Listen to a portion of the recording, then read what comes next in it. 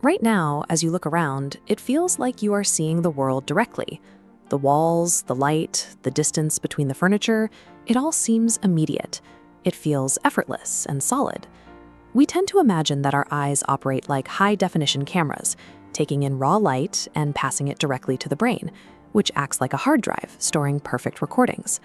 Light enters the eye, hitting the retina to become electrical signals, traveling through the optic nerve.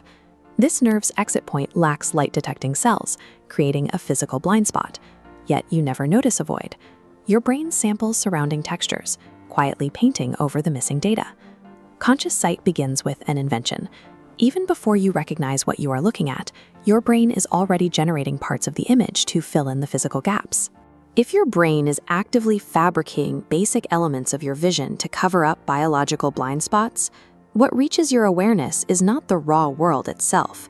It is a manufactured edit. Take color. It feels natural to assume that redness lives inside an apple. In reality, the apple reflects specific wavelengths of light, and your visual system assigns a color to those wavelengths based on the environment. This illustration shows an identical object under warm sunset light on the left and cool blue light on the right. Notice the distinct colors. Your brain constantly color corrects incoming wavelengths based on surrounding light, forcing the environment to look stable. This active distortion extends to time. When light hits your eyes, the electrical signals take a fraction of a second to travel to the brain and be processed. That biological delay means any moving object is technically farther along in reality than it appears in your vision. To solve this lag, the brain calculates the speed and trajectory of moving objects, compensating by predicting where they'll be slightly ahead of time. When you reach out to catch a fast-moving ball, you are not reacting to where the ball is in that literal moment. You are interacting with a projected future location. Human beings never experience the exact present. By biological necessity, we are forced to live a fraction of a second inside a neurological prediction.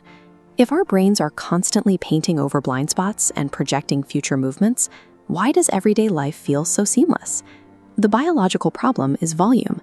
Every second, raw reality produces more sensory information than human consciousness could ever process without suffering an overload. This flowchart illustrates the brain's solution: selective attention.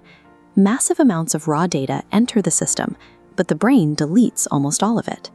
Only a tiny trickle of relevant information passes through the bottleneck to become your conscious experience. This is an evolutionary trade-off. Our ancestors did not need a high-fidelity rendering of the physics of light to survive. They simply needed to quickly detect a hidden predator moving in the tall grass and instantly decide whether to run. Evolution favored speed over precision. The brain was built to ask, what matters right now, and ignore the rest.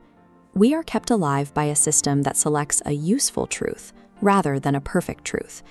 This predictive editing system extends into our social world, dictating how we interpret human behavior. This graphic shows two people looking at the exact same neutral face. Because perception is interpretive, their internal filters, like current anxiety levels, mood, or past experiences, change what they see. One person registers warmth, while the other detects hostility from the same visual data. Because your initial perception of an event is a constructed narrative, your memory of that event is a reconstruction of a reconstruction. The brain stores the meaning it derived, rather than the exact details. This is why eyewitness testimony is notoriously fragile. Two people can witness the same event and remember it differently. They are not recalling a recording. They are recalling the internal story their mind built around the event. This biological limitation is not a flaw.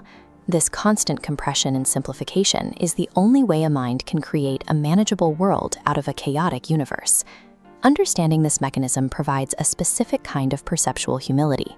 Once you accept that your brain acts as an interpreter, absolute certainty about your first impressions becomes impossible. This logic changes how we approach conflict. Disagreements often arise when two people process the same event through different perceptual filters before they even form an opinion. Knowing how the machinery works gives you permission to pause. It invites you to question your fastest assumptions, listen longer, and consider what your brain might have filtered out before you could notice it. We will never see the unedited universe, but acknowledging that we all share this biological